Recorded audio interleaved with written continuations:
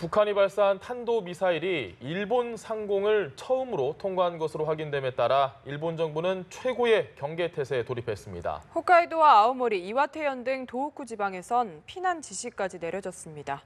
도쿄 현지 연결합니다. 최일학 특파원. 일본 정부는 오늘 오전 북한으로부터 미사일이 발사된 것으로 보인다며 전국 순간 경보 시스템 J-얼럿 엠넷을 발령했습니다. 일본 정부는 오전 5시 58분쯤 북한 미사일이 동북 지역 방향으로 발사된 것으로 추정된다며 일부 지역에 피난 정보를 발표했습니다. NHK는 오전 6시 2분쯤부터 국민 보호에 관한 정보라며 북한의 미사일 발사 소식을 긴급하게 보도하고 건물과 지하로 피난해달라고 반복해 알렸습니다. 대상 지역은 홋카이도, 아오모리, 이와테, 도치기, 나가노현 등 12개 광역현과 도 지역입니다. 아베 신조 총리도 북한이 발사한 탄도미사일이 우리나라 상공을 통과한 것 같다며 이를 확인했습니다.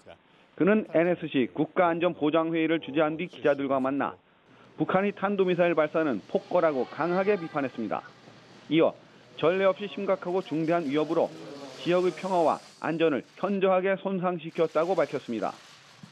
일본 정부는 유엔 안보리 긴급회의를 소집해 북한에 대한 압력 강화 방안을 논의할 방침입니다.